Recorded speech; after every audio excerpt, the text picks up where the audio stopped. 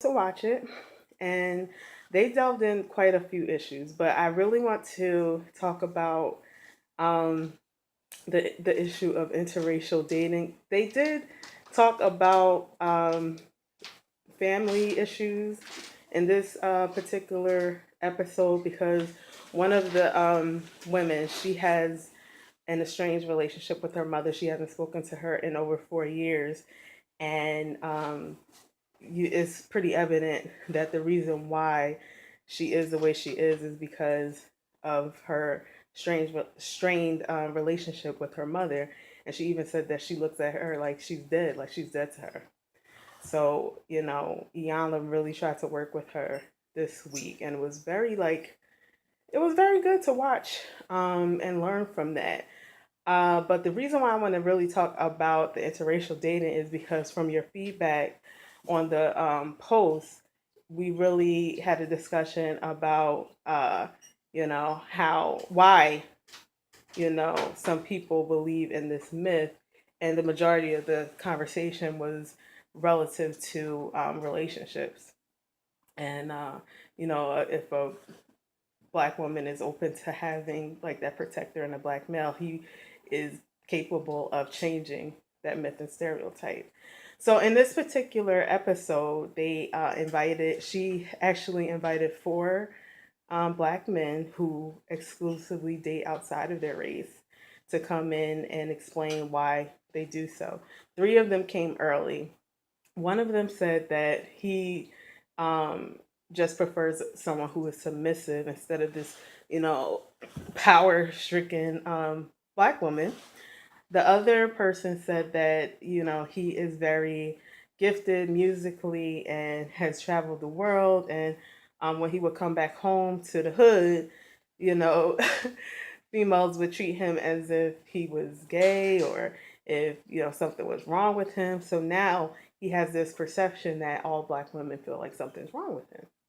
Um, and the other gentleman, he said that he is a man of God, a man of faith, and that he's abstained from sex for over 3 years, and that a lot of black women think he's either gay or if they are in the church, if he doesn't have a collar, they don't even give him the time of day. So, it was very interesting to see what their perspective was. And Iyanla did a, hi, I'm sorry, I'm saying bye to my daughter. She's leaving for school. Iyanla did a um, social experiment where she invited um, white women to a mixer that the 8 women who are in the house were attending as well. And these white women exclusively only date black men. So you could see off the rip that the majority of the men, well, it was only four there, were like up under the white women the entire time. And they actually brought up the conversation. And one of the guys said to one of the twins that's on there, like, "Are you bitter? Are you bitter? See, there you bitter." So, it was very combative in some way. Um, watching it. Then the guy that claimed to be like so, holy and stuff was feeling all up on one of the black females on her behind and everything. I was like, I don't know about that. But anyway, um, you could see definitely that the white women that were there um, got a lot more attention, and the men just felt like they were, it appeared that they were more comfortable. Some of the black women may have appeared standoffish to them based off of just the circumstances. So next week they're going to show the remainder of what happens, at this mixer, and then the follow up of like the conversation that's had about this entire social experiment. But I just found it especially interesting for the one guy to say, "Yeah, I prefer someone that's submissive," because it's almost like, do you feel diminished by a woman's ability to have power and to lead?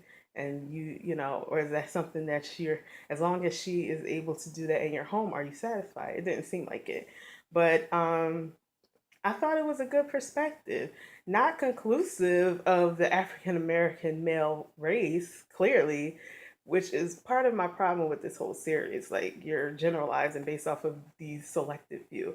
But I'm here for it just to see, what happens. So, just want to hear your feedback and your comments. I look forward to reading and responding, and we'll see what happens on next week's episode. Be blessed.